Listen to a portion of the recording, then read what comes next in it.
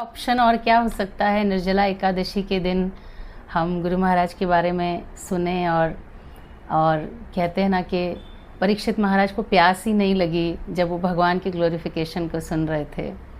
So it is very very amazing option कि हम आज के दिन किसी वैष्णव के विषय में सुनने वाले हैं, वो भी शुद्ध भक्त के विषय में।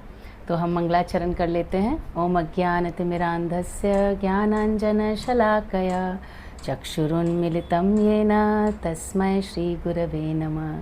श्रीचैतन्यमनोभीष्टं स्थापितं येन भूतले स्वयं रूप कदा मह्यं ददाति स्वपदान्तिकं।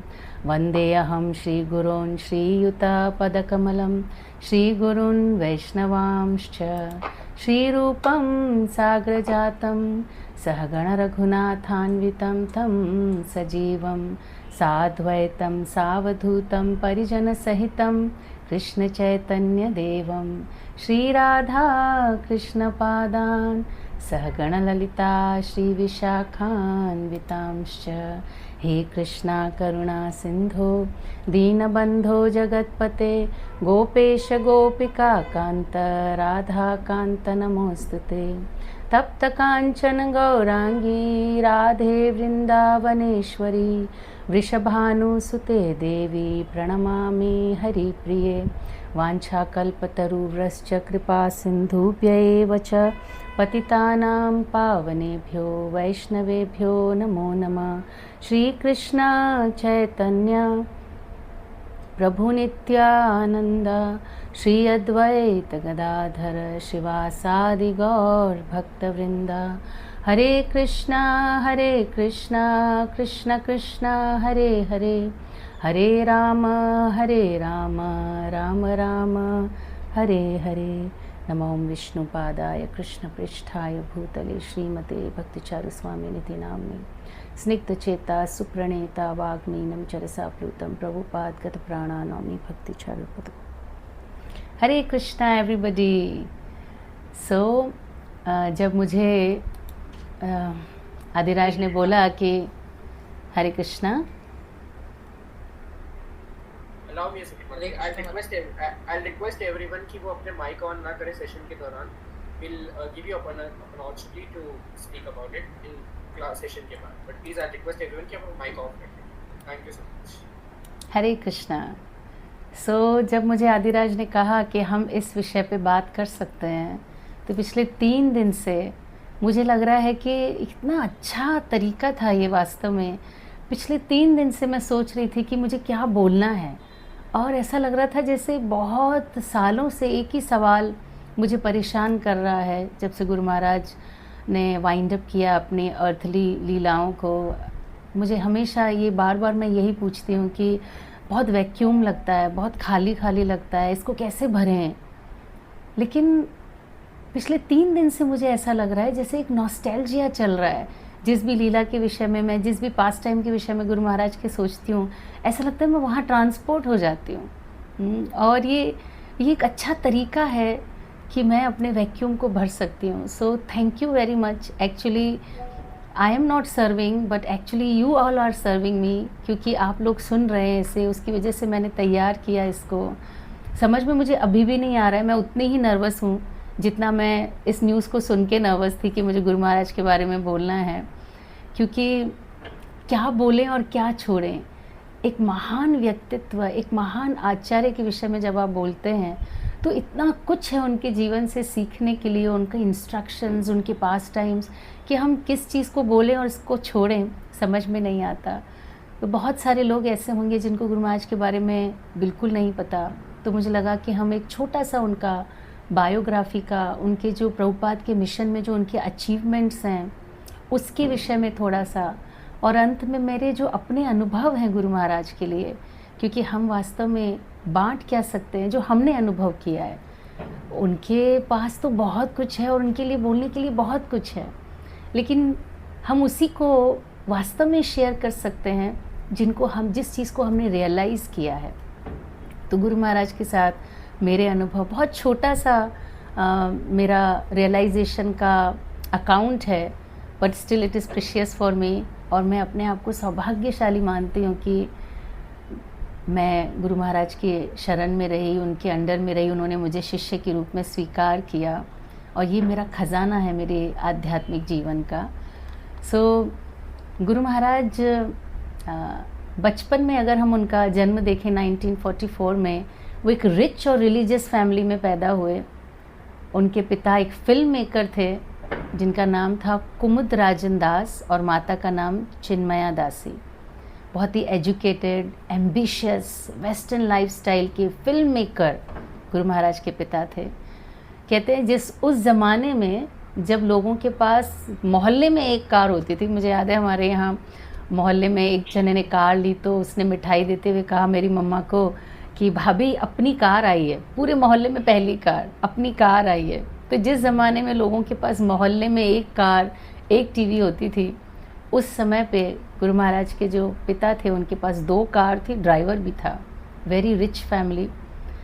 तो रिलीजियस एंड रिच फैमिली। माँ उनकी धार्मिक रहीं। गुरु महाराज लिखते हैं, उनकी बुक है ओशन ऑफ मर्सी, अगर आपने नहीं पढ़ी है तो आई रिक्वेस्ट एवरीबडी, आचार्यों की जीवनियों को ज़रूर हमें पढ़ना चाहिए क्योंकि वही तो इंस्पिरेशन का सोर्स है हमारी भक्ति में। तो गुरु महाराज लिखते हैं कि मेरी माँ मुझे तारों की छाँव में जब हम सोते थे तो मेरी माँ मुझे तारे दिखा के और कहानियाँ सुनाया करती थीं, आध्यात्मिक कहानियाँ मुझे वो सुनाया करती थीं। जब गुरु महाराज बहुत छोटे थे, मात्र 7 साल के, तब उनकी माता को टीबी हो गया और टीबी में उनका देहांत हो गया। गुरु महाराज अपनी माता को बहुत प्रेम, हर बच्चे का अपनी माँ के साथ प्रेम होता है, स्वाभाविक है। मुझे याद है जब गुरु महाराज के व्यास पूजा पे, आई थिंक इट वॉज 2019 में या 2019 में एक सुंदर ड्रामा इंदौर के भक्तों ने प्रेजेंट किया था गुरु महाराज के लिए उज्जैन में, जिसमें गुरु महाराज की बायोग्राफी को दिखाया जा रहा था। तो जब गुरु महाराज की माँ को दिखाया गया कि कैसे उनकी माँ उन्हें प्यार कर रही है, फिर दिखाया कैसे उनकी माँ की तबीयत ठीक नहीं है, उनको टीबी है, उनको बुखार है। गुरु महाराज को उनकी बुआ के घर भेज दिया गया था क्योंकि एक डर था इन्फेक्शन न फैल जाए। और गुरु महाराज छुप के अपने बुआ के घर से छुप के बिना किसी को बताए पैदल ही अपनी माँ से मिलने के लिए आ गए। तो कैसे उनकी माँ ने उनको गले लगाया, रो रही थी।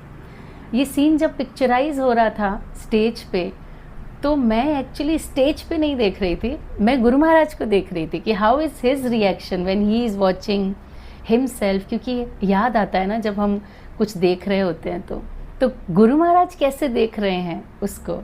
और मैंने देखा कि खाली मैं ही नहीं, सब लोग गुरु महाराज को ही देख रहे थे। गुरु महाराज स्टेज पे देख रहे थे, बाकी हम सब गुरु महाराज को देख रहे थे। एंड आई सॉ उनकी आंखों में आंसू थे अपनी माँ को देखकर। ड्रामा ख़त्म होने के बाद उन्होंने, जिन माता जी ने गुरु महाराज की माता का रोल प्ले किया था, गुरु महाराज उनको देख के कहते कि आज मुझे फिर से माँ मिल गई। So can you imagine, this was moment of so much emotion. So Guru Maharaj 7 साल के थे जब उनकी माता का देहांत हो गया। उसके बाद उन्हें उनकी बुआ के घर भेज दिया गया, लेकिन उनका मन नहीं लगा पढ़ाई में। ही वॉज़ वेरी इंटेलिजेंट और उनका मन था कि वो पहाड़ों में, हिमालय में, देहरादून या दार्जिलिंग में जाकर, देहरादून जाकर कोई हॉस्टल में पढ़ना चाहते थे। लेकिन क्योंकि माता का देहांत हो गया तो पिता का अपने काम काज से दिल उठ गया। ऐसा लगता है ना कि अब किसके लिए करना है। तो उनके पिता ने अपना काम काज ज़्यादा सीरियसली नहीं लिया, फाइनेंशियल क्राइसिस आने लगे, उनका घर परिवार पे भी उतना ध्यान नहीं था। तो उनको पास ही के स्कूल में, लोकल स्कूल में डाल दिया गया। लेकिन उनका बिल्कुल मन नहीं था लोकल स्कूल में पढ़ने का। उनका तो सपना था वो यूनिफॉर्म पहनना और अच्छे स्कूल में, हॉस्टल में रह के पढ़ाई करना। तो मन नहीं लगा उनका पढ़ाई में और स्कूल में। और जब पढ़ाई और स्कूल में मन नहीं लगा तो वो फेल हो गए। जब उनको रिपोर्ट कार्ड हाथ में मिली तो उनको बड़ा दुख हुआ और घर जाने की हिम्मत नहीं हो रही। तो उन्होंने एक आइडिया लगाया। 8 साल का बच्चा, 8-9 साल का बच्चा, उन्होंने सोचा कि मैं ट्रेन पकड़कर चला जाता हूँ हिमालयाज़ की साइड में, नॉर्थ की साइड में, और वहाँ पे कोई हॉस्टल में जाके फादर को बोलूँगा कि मैं बहुत अच्छा बच्चा हूँ, मैं अच्छे से पढ़ाई करूँगा और आप मुझे अपने स्कूल में रख लो, और फादर मुझे रख लेंगे। This is the innocency of the child. और ये सोचकर वो दोपहर को अपने घर गए स्कूल से, उनके पास जो गुल्लक था उसको तोड़ के उसमें से पैसे निकाले, अपने जो कज़िन ब्रदर हैं उनके ड्रॉर में कुछ पैसे पड़े थे वो भी उठाए और घर से निकल गए और ट्रेन में चले गए। अब उन्होंने सोचा कि मैं तो बहुत छोटा हूँ, कोई मुझसे पूछेगा तो ज़रूर कि आप ऐसे कैसे बिना पेरेंट्स के घूम रहे हो। तो सोचा कि मैं उनको बोल दूँगा कि एक्चुअली मेरे पापा आने वाले थे साथ में, लेकिन उनको कुछ काम आ गया इसीलिए मैं अकेला जा रहा हूँ, और मुझे आदत है, मैं स्कूल से अकेला आता जाता रहता हूँ। So smart. तो उन्होंने ऐसा सोचकर ट्रेन में बैठे और आसपास के लोगों ने जब पूछा तो उनको वही बताया, और शाम होते होते उनको नींद आ गई, वो सो गए। जब उनकी आँख खुली तो उन्होंने देखा कि चारों तरफ उनके बहुत सारे लोग खड़े हैं और एक पुलिस वाला भी है। पुलिस वाले को देख के डर गए महाराज। महाराज का नाम बड़ा अद्भुत है बचपन का। उनका नाम है किशोर के दास। किशोर के दास। तो पहले से ही उनके नाम में लिखा है कि वो भक्त हैं। तो जब उनकी आँख खुली, पुलिस वाले को देखा तो डर गए। पुलिस वाले ने पूछा कहाँ जा रहे हो, कहाँ से आ रहे हो।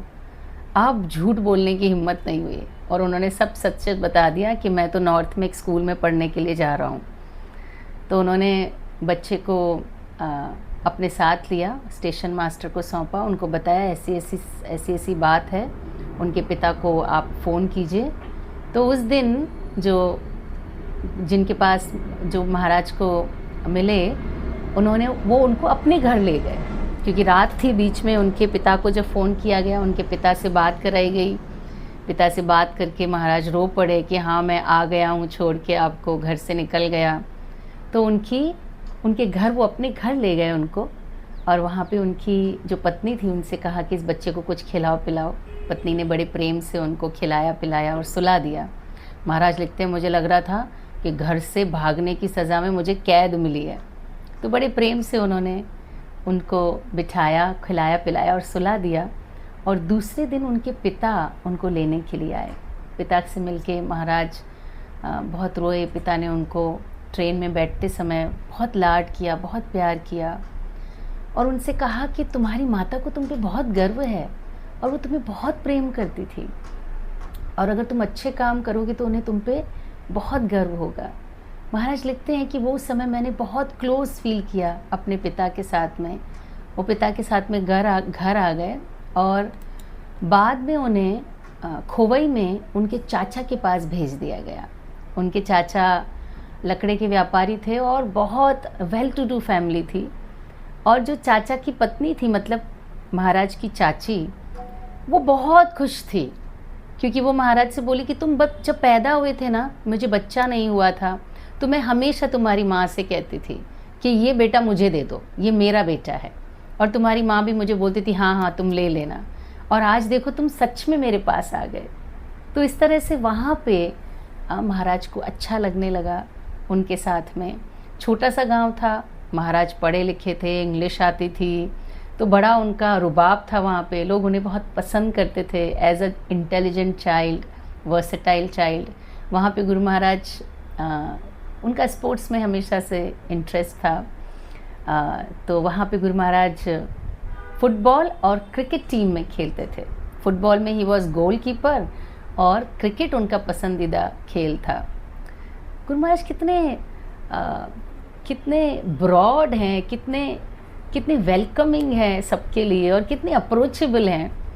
मुझे याद है जब गुरु महाराज एक बार सूरत आ रहे थे, तो बॉम्बे से बहुत सारे जो भक्त हैं गुरु महाराज को सूरत लेने के लिए बॉम्बे गए, सूरत लेने के लिए।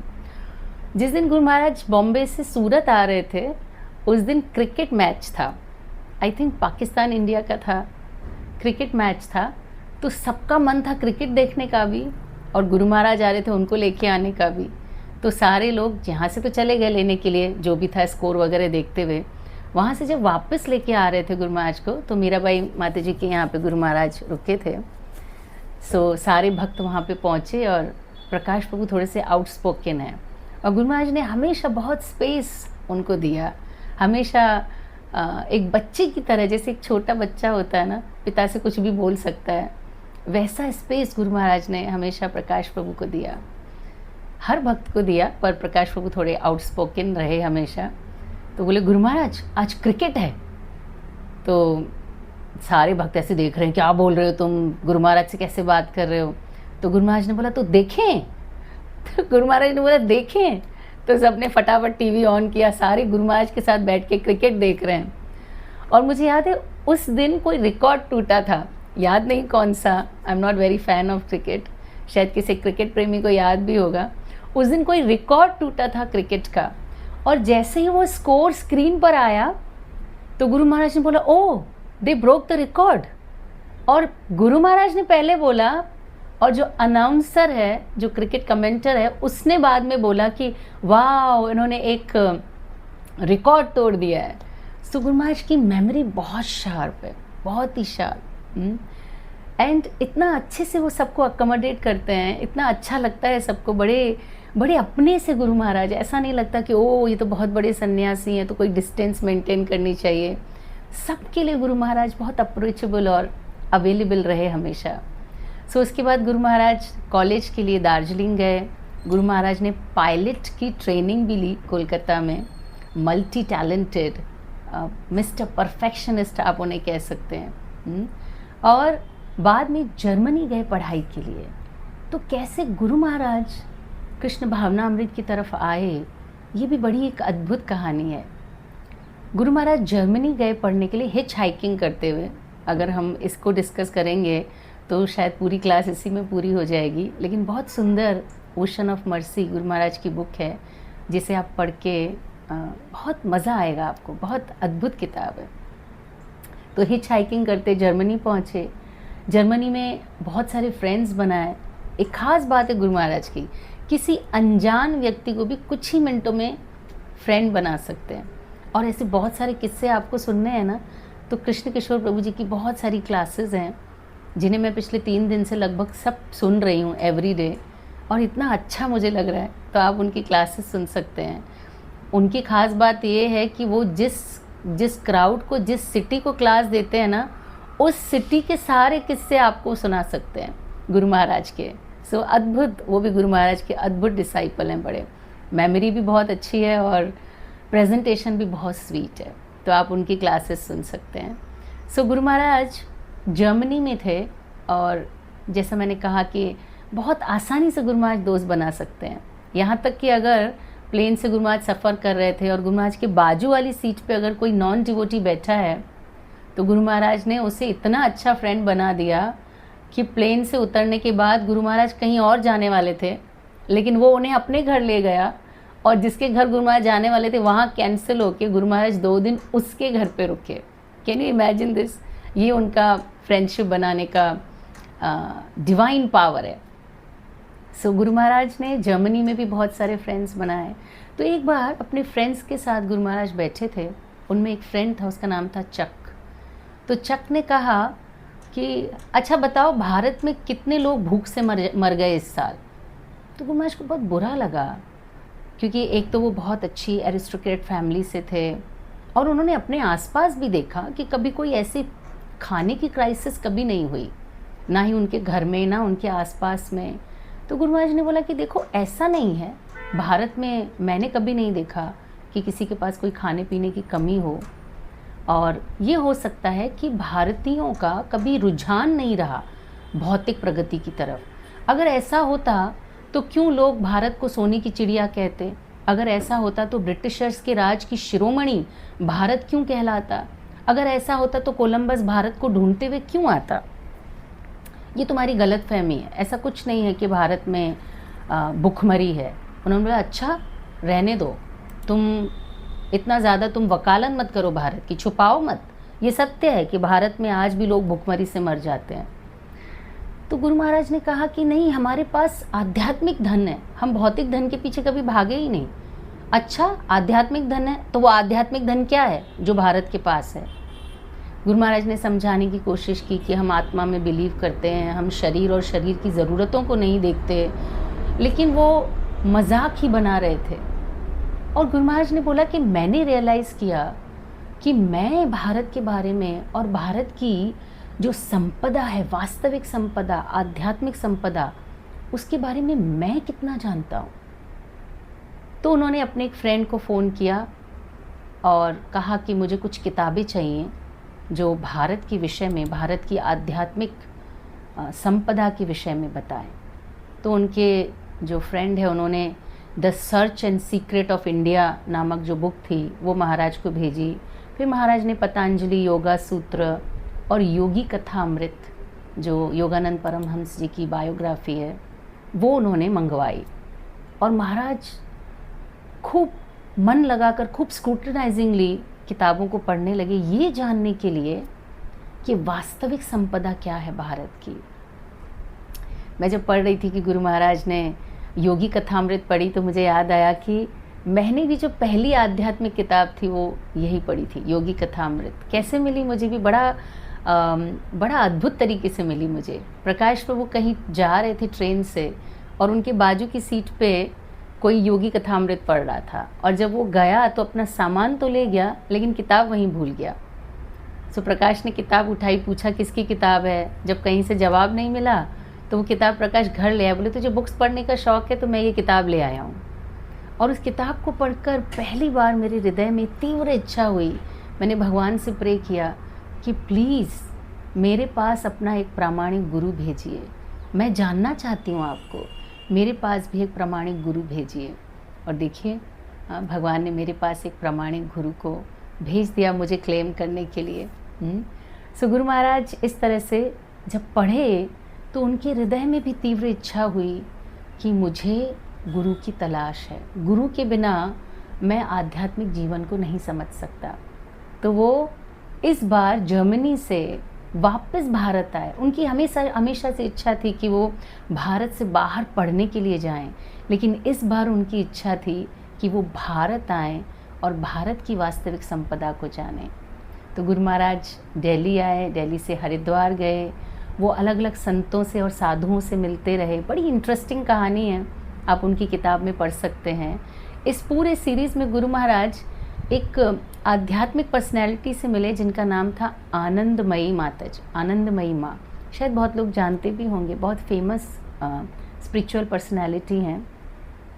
तो गुरु महाराज आनंदमयी माँ से मिले, उनके आश्रम में रहने लगे, उनके आश्रम में सेवा कर रहे थे। और जब उनके डिसाइपल्स ने महाराज को इनकरेज किया तो उन्होंने सोचा ठीक है मैं इनका शेल्टर ले लेता हूँ, तो I will also take his shelter, I become her disciple. तो गुरु महाराज को लेकर वो भक्त माँ के पास आए और उन्होंने कहा कि ये आपकी डिसाइपल बनना चाहते हैं, आपके शरण में आना चाहते हैं। तो एक अद्भुत आंसर आनंदमयी माँ ने दिया, सुनने जैसा है। उन्होंने कहा कि यह व्यक्ति इस आश्रम का नहीं है, ये इसका स्थान नहीं है, इसका स्थान कहीं और है, और जब ये वहाँ शरण लेगा ना तो पूरा जगत इसके चरणों में होगा। ये सुनकर महाराज को बड़ा आश्चर्य हुआ। महाराज लिखते थोड़ा मुझे बुरा भी लगा, थोड़ा ईगो हर्ट हुआ कि उन्होंने मुझे एक्सेप्ट नहीं किया, लेकिन उनकी ये भविष्यवाणी मेरे कान में गूंज रही थी। तो यदि ये नहीं तो मुझे किसकी शरण लेनी है। तो महाराज ने सोचा जब मैं इस आश्रम का नहीं हूँ तो मुझे यहाँ से चले जाना चाहिए, मेरी खोज को आगे जारी रखना चाहिए, गुरु की खोज को। तो महाराज माताजी से मिलने, आनंदमयी माँ से, कि मैं कल जा रहा हूँ आश्रम को छोड़कर। तो आनंदमयी माँ सबको प्रसाद दे रही थी। तो उनकी आदत थी, वो हमेशा प्रसाद लेफ़्ट हैंड से देती थी सबको, जो गुरु महाराज को थोड़ा अजीब भी लगता था, लेकिन वो सबको लेफ़्ट हैंड से प्रसाद देती थी। लेकिन जब गुरु महाराज ने प्रसाद लिया तो उन्होंने एप्पल दिया राइट हैंड से। तो जो उनके साथ थे भक्त, उन्होंने बोला कि तुम्हारे ऊपर विशेष कृपा की है माँ ने, तुम्हें राइट हैंड से प्रसाद दिया है। तो गुरु महाराज वहाँ से निकले, कुछ समय कोलकाता रहे। कोलकाता में वो अपने एक फ्रेंड से मिले, प्रसून से, और उसको देखकर महाराज बड़े आकर्षित भी थे और इम्प्रेस भी थे, क्योंकि प्रसून इस्कॉन टेम्पल जा रहे थे और उनके जीवन में, उनके आचरण में बहुत सारे बदलाव थे। तो महाराज को वो इस्कॉन टेम्पल कोलकाता लेके गए। वहाँ पे कुछ दिन जाने के बाद महाराज ने बोला कि प्रसून ने उनसे कहा कि भगवद गीता पढ़नी चाहिए। तो महाराज ने कहा ठीक है। बुक स्टॉल पे गए, मैं बहुत शॉर्ट में सुना रही हूँ। बुक स्टॉल पे गए और उन्होंने कहा कि मुझे भगवद गीता की एक कॉपी चाहिए। लेकिन उस समय पे इतना इजीली प्रभुपाद की भगवत गीता अवेलेबल नहीं थी। आज तो हम एक कॉपी मंगवाएं, अगर किसी भक्त को कहें मुझे एक कॉपी भगवत गीता चाहिए, तो बोलेगा भाई एक कॉपी से क्या होगा, तुम पूरा कार्टून लो, तुम दूसरों को भी बांटो और इस तरह से बुक डिस्ट्रीब्यूशन करो। लेकिन उस समय प्रभुपाद के बुक्स बहुत आ नहीं रहे थे, छपते थे, अलग अलग सेंटर्स पे पहुंचते थे, तो भगवत गीता नहीं थी। तो महाराज ने कहा अच्छा ठीक है, जो कोई किताब है प्रभुपाद की वही दे दो, because he wanted to know Prabhupada. तो उन्होंने जो बुक दी वो थी Bhakti Rasamrita Sindhu, nectar of devotion.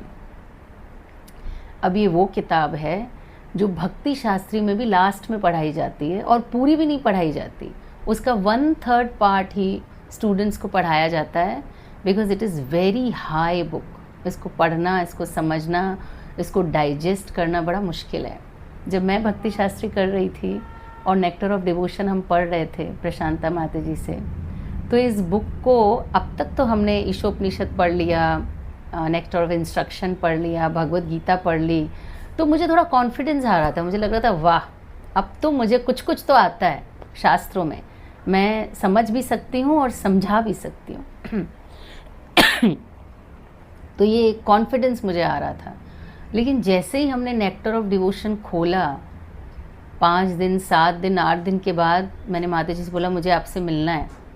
तो माता जी से मिलने गई मैं, और रूम में अंदर जाते ही प्रशांता माता जी के पास मैं ज़ोर ज़ोर से रोने लगी। माता जी ने क्या हुआ? मैंने बोला ये क्या है, ये मुझे बिल्कुल समझ नहीं आ रही है, ये किताब, ये सब मेरे ऊपर से जा रहा है, मुझे ऐसा लग रहा है कि अब तक मैंने क्या पढ़ा, ये तो सब कंफ्यूजिंग है, बहुत डाउटिंग है, ये मुझे बिल्कुल समझ में नहीं आ रही। तो प्रशांता माता जी हंसने लगी। उन्होंने बोला अच्छा है, कम से कम नेक्टर ऑफ डिवोशन तुम्हें हम्बल बना रही है, तुम्हें ये रियलाइज़ करा रही है कि तुम्हें सच में कुछ नहीं आता और हमें सच में कुछ भी नहीं आता। देन शी इनकरेज मी, नहीं तुम्हारे क्वेश्चन आंसर्स जो तुमने लिखे हैं उनको देख के लगता है कि तुम्हें कुछ कुछ समझ आ रहा है। Pray, because it is very high book, pray to lord that you can understand. तो now you can understand what is nectar of devotion for me. तो गुरु महाराज वो बुक लेकर आए और गुरु महाराज ने उस बुक को पूरा पढ़ लिया। 1/3 बुक भक्ति शास्त्री में पढ़ाई जाती है, महाराज ने उस बुक को पूरा पढ़ा। और महाराज लिखते हैं कि वो बुक पढ़ के मैंने कम्प्लीटली, मेरा माइंड कन्विंस हुआ कि श्रील प्रभुपाद ही वो व्यक्ति हैं जिनको मैं खोज रहा हूँ। He is my spiritual master. और उस रात उनको स्वप्न में श्रील प्रभुपाद दिखाई भी दिए। श्रील प्रभुपाद एक गोल्डन थ्रोन पे बैठे हैं और गुरु महाराज ने उनको प्रणाम किया।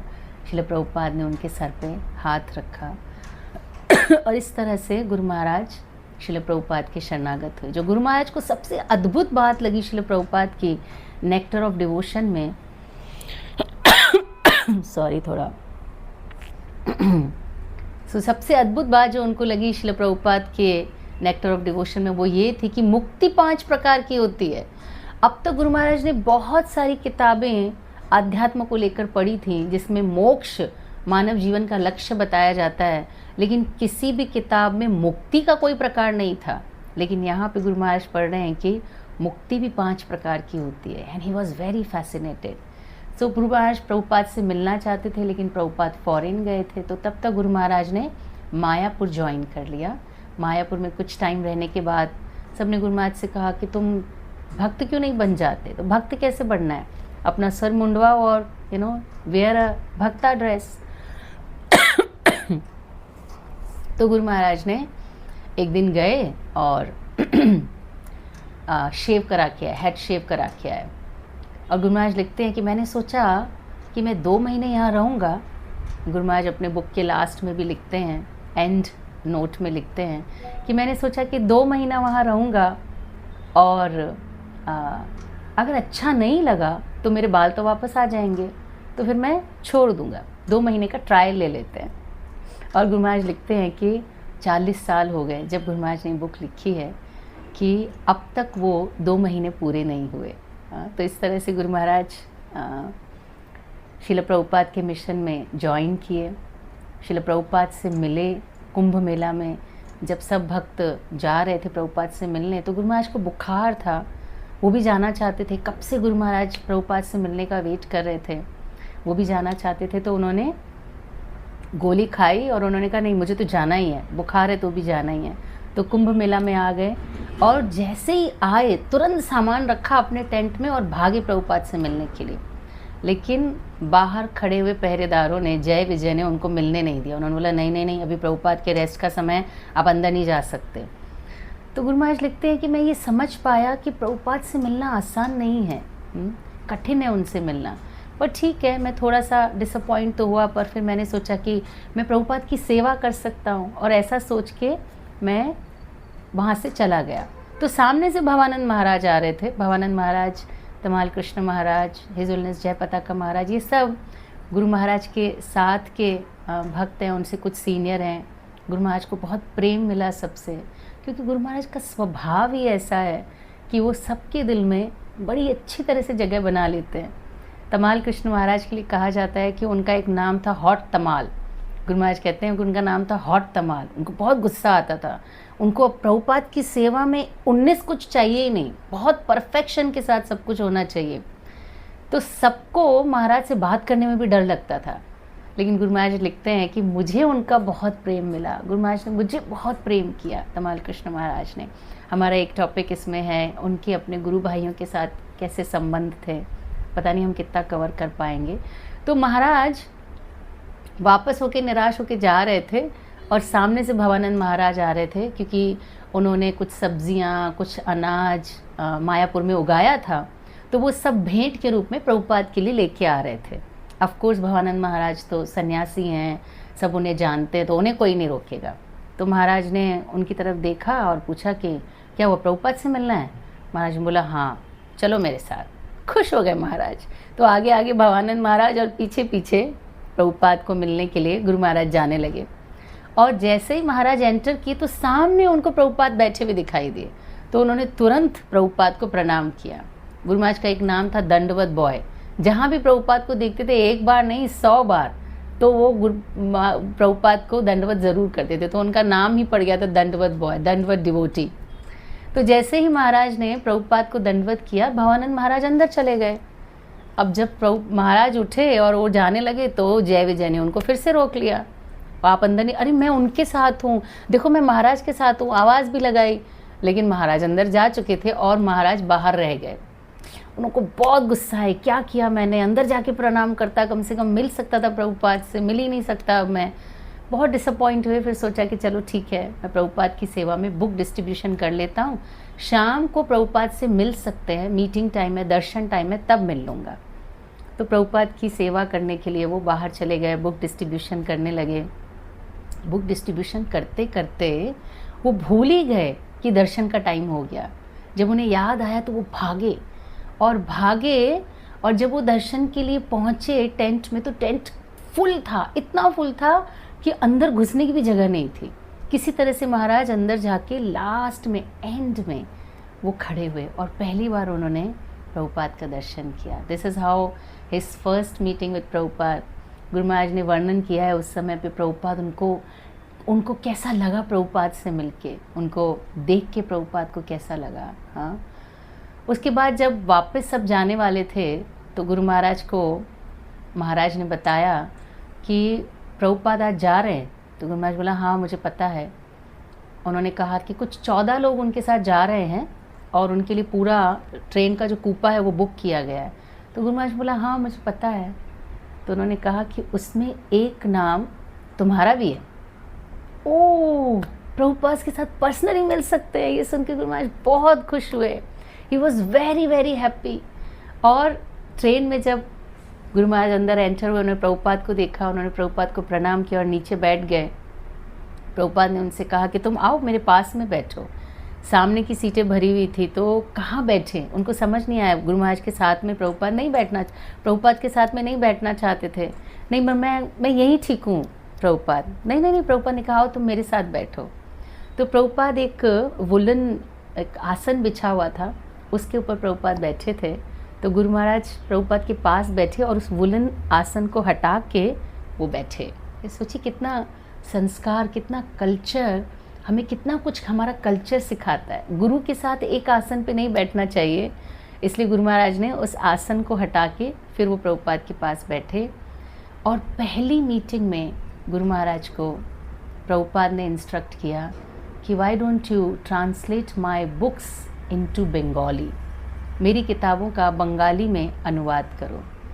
सो प्रभुपाद ने बंगाली किताबों को इंग्लिश में अनुवाद किया, स्पेशली चैतन्य चरितामृत को बंगाली से इंग्लिश में अनुवाद किया और गुरु महाराज ने इंग्लिश से बंगाली में अनुवाद किया।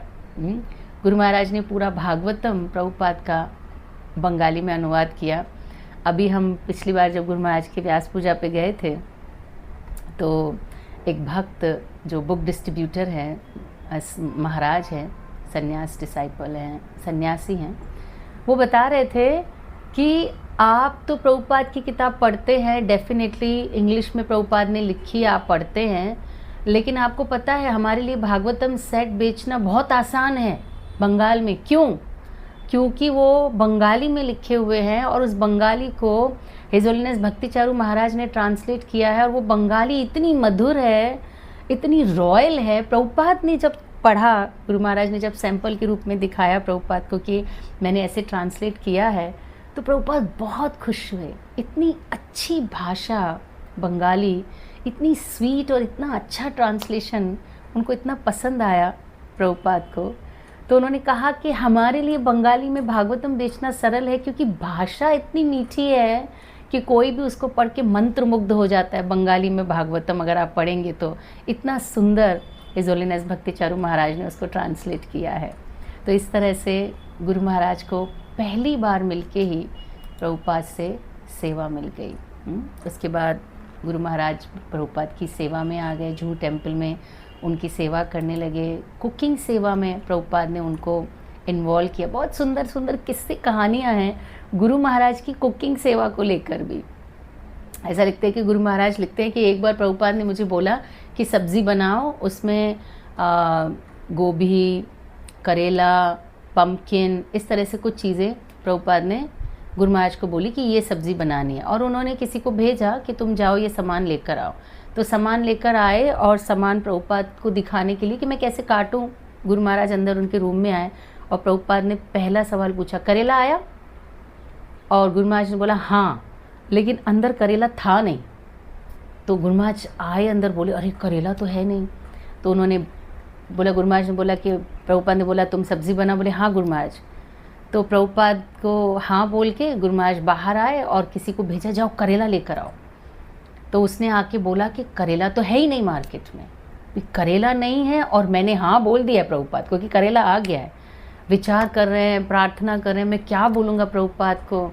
और देखते हैं किचन के बाहर सीढ़ी पे एक ताज़ा फ्रेश करेला पड़ा है, जैसे अभी अभी किसी ने तोड़ के रखा हो। करेला कहाँ से आया कुछ नहीं पता। तुरंत फटाफट गुरु महाराज ने उसको उठाया और प्रभुपाद के पास ले गए कि कैसे काटना है। तो this is how he got the service. Prabhupada के लिए कुकिंग की सर्विस गुरु महाराज को मिली। गुरु महाराज लिखते हैं कि जिस समय पे प्रभुपाद का एक दर्शन दुर्लभ था, उस समय पे मुझे 24 आवर्स प्रभुपाद के साथ रहने का अवसर मिला। गुरु महाराज कहते हैं मैं समझता हूँ ये मेरा सौभाग्य रहा। गुरु महाराज के एक बहुत अच्छे फ्रेंड और गॉड ब्रदर हैं, हिज ग्रेस उदयानंद प्रभु। वो कहते हैं कि जब हमें पता चला कि प्रभुपाद की तबीयत ठीक नहीं है तो सब लोग, प्रभुपाद के डिसाइपल्स और फॉलोअर्स, सब प्रभुपाद से मिलने आने लगे। तो जब मैं मिलने के लिए आया, मैं उतरा तो मैंने रूम में दूर से देखा कि प्रभुपाद इस एक लड़के के साथ में हैं और ये लड़का प्रभुपाद के साथ बंगाली में बात कर रहा है और दोनों गुरु शिष्य जोर जोर से हंस रहे हैं। तो महाराज लिखते हैं वहाँ पे, उदयानंद प्रभु लिखते हैं वहाँ पे, कहते हैं कि मैंने जब ये देखा तो मुझे लगा वाह कौन है ये लड़का जिसके साथ प्रभुपाद ऐसे बंगाली में बात कर रहे हैं और खूब हंस रहे हैं, जैसे कितना इंटीमेट रिलेशनशिप है उनका। तो गुरु महाराज और उदयानंद प्रभु बहुत अच्छे मित्र हैं आपस में, बहुत प्रेम है उनका आपस में। और उदयानंद प्रभु कहते हैं कि मैं प्रभुपाद की झलक हिज होलीनेस भक्तिचारू महाराज में देखता हूँ। प्रभुपाद का जो प्रेम है, जो करुणा है, उनका जो स्मार्टनेस है, उनका जो एक्सपर्टी है, उनका जो मैनेजमेंट है, उसकी झलक मैं हिज होलीनेस भक्तिचारू महाराज में देखता हूँ। तो मेरे लिए वो दूसरे प्रभुपाद हैं, उनको बहुत प्रेम उदयानंद प्रभु करते हैं। सो 1977 में गुरु महाराज को पहली और दूसरी दीक्षा मिली। किशोर के दास से उनका नाम हुआ खीर चोरा गोपीनाथ। और उसके अगले ही स्नान पूर्णिमा पे वृंदावन में उनको संन्यास दीक्षा मिली।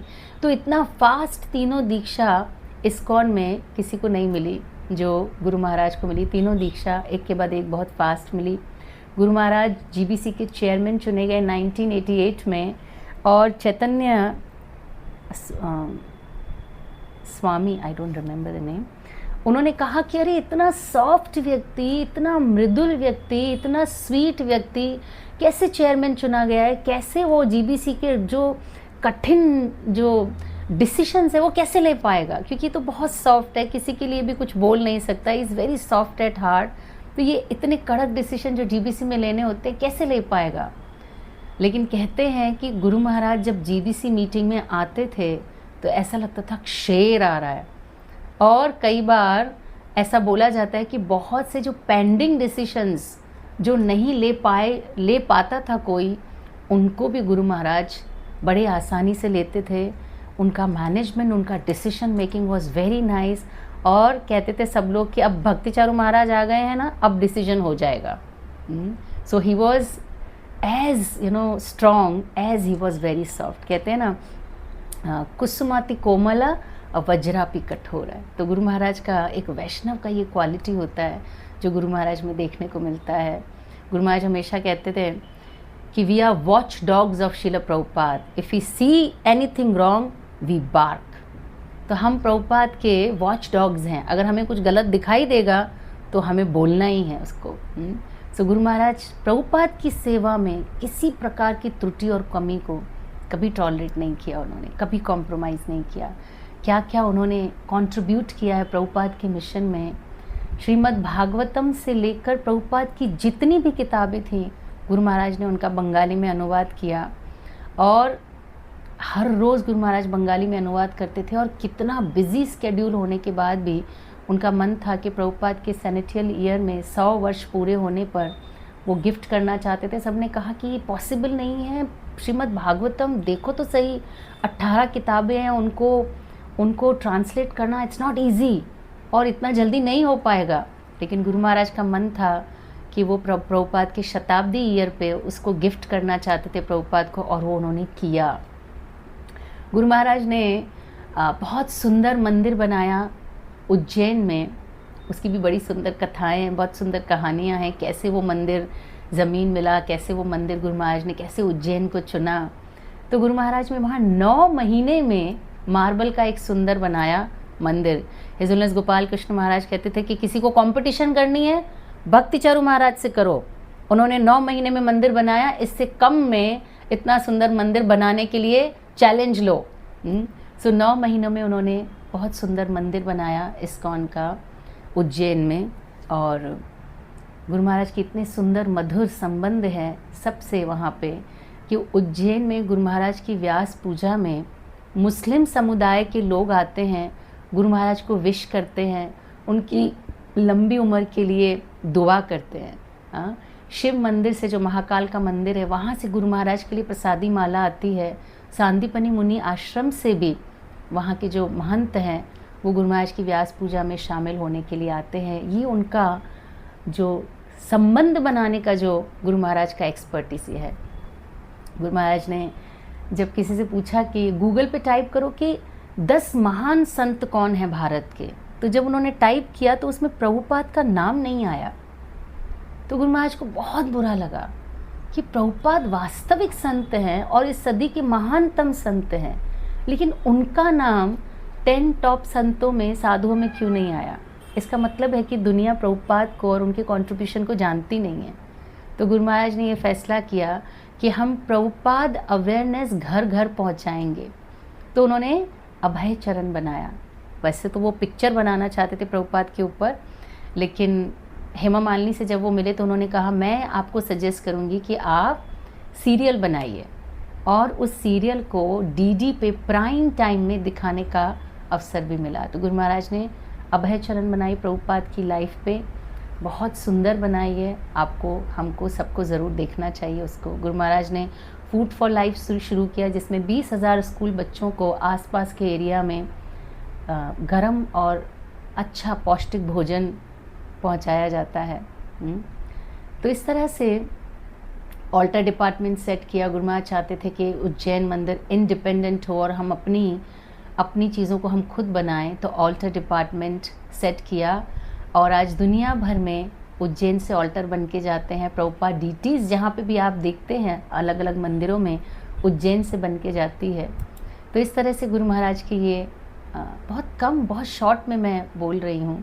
गुरु Maharaj is very good chef, master chef, divine chef. उनके जो भजन हैं उसमें इतनी मधुरता और डिविनिटी है कि राधानाथ महाराज कहते हैं कि जब भक्ति चारू महाराज गाते हैं तो उनका भजन 14 भुवन में सुना जाता है। He is divine singer. So इस तरह से गुरु महाराज के अद्भुत कंट्रीब्यूशन है प्रभुपाद की सेवा में। मैं अपना अनुभव शेयर करना चाहती हूँ गुरु महाराज के साथ में, जो मेरे अनुभव रहे। We speak from our realizations. बहुत छोटे हैं, बहुत सिंपल हैं, लेकिन मेरे पास मेरी ये पूंजी है जिसे मैं बांटना चाहती हूँ आपके साथ में।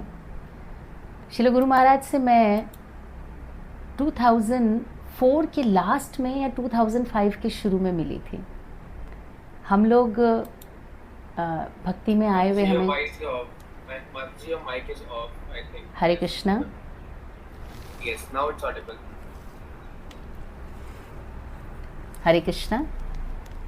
हरे Krishna. Again, it's not audible right now. I think there is some glitch. Hare Krishna. Hare Yes, now it's Krishna. audible. या It was, yes, so yeah. 2005 के शुरू में हम लोग गुरु महाराज से मिले थे। हमें भक्ति में आए हुए कुछ 2-2.5 साल हो गए थे। जैसे सबके घरों में होता है, कभी पति को नहीं पसंद होता, कभी पत्नी को नहीं पसंद होता, कुछ ना कुछ चलता रहता है घर में। एक को जाना होता है, दूसरे को नहीं जाना होता है। सो इस तरह से कुछ हमारी लाइफ में भी अप एंड डाउन चल रहे थे भक्ति को लेके। और मुझे मन था कि मैं हिज होलीनेस राधानाथ महाराज से एस्पायर कर रही थी।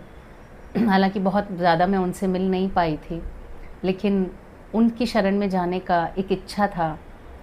और हम चौपाटी में मिलने गए थे महाराज से। महाराज कहीं बाहर से आए थे, उनकी क्लास थी चौपाटी में। उस समय यूट्यूब नहीं था, उस समय क्लासेस अवेलेबल नहीं थी। क्लासेस सुनने का एक ही तरीका था कि आप वहाँ जाइए और सुनिए। और मुझे लगता है कि वास्तव में ये हमारा अच्छा सौभाग्य रहा, क्योंकि हम इस वजह से जाते थे, क्लास को ध्यान से सुनते थे, बार बार उन्हीं नोट्स को पढ़ते थे, क्योंकि हमारे पास और कुछ था भी नहीं।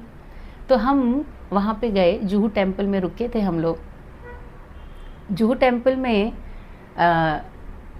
सुबह हम जब जाने वाले थे महाराज की क्लास के लिए, तो पता चला महाराज की क्लास कैंसिल हो गई है। तो मंगला आरती अटेंड करके हम अपने अपने रूम में रेस्ट कर रहे थे। तो कुछ देर में हमारे जो मेंटर हैं राधाचरण प्रभु जी, वो आए। उन्होंने हमारा दरवाज़ा खटखटाया।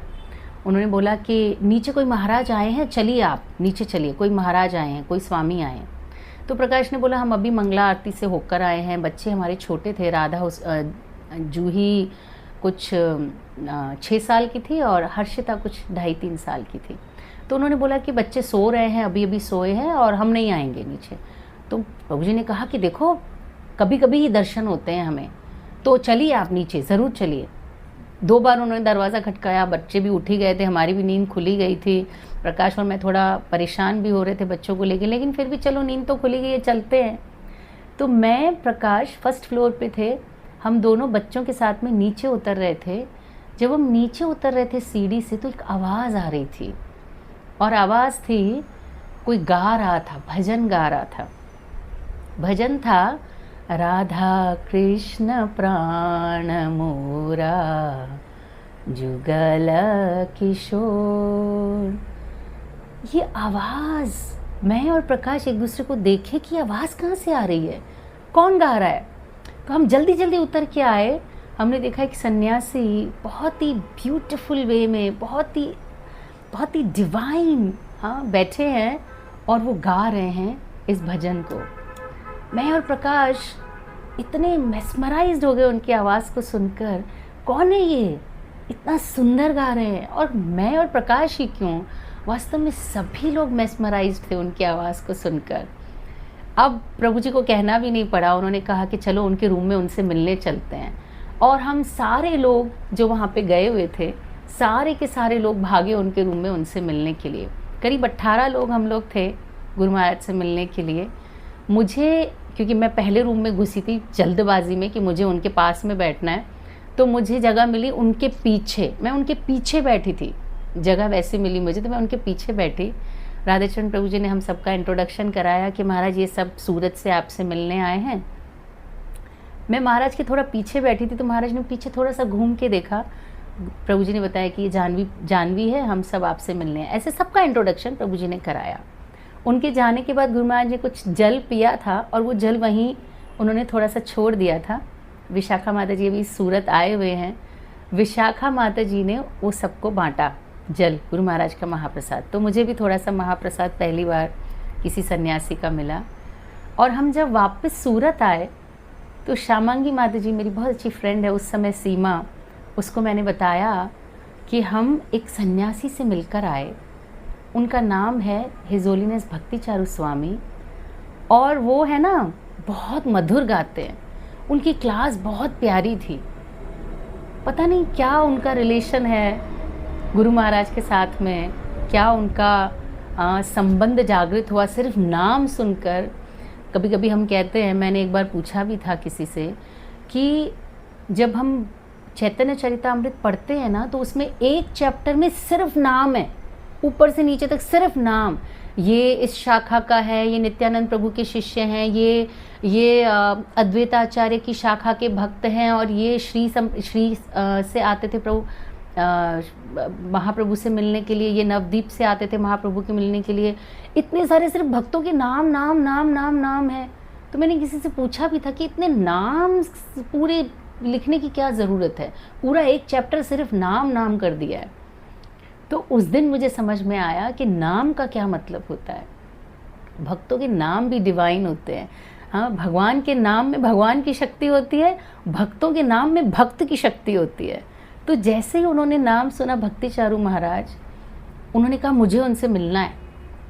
अब कैसे मिलेंगे, हमारे पास तो कुछ उस समय कोई लिंक नहीं था महाराज का, महाराज कहाँ हैं, क्या उनका लिंक है, कुछ भी नहीं पता।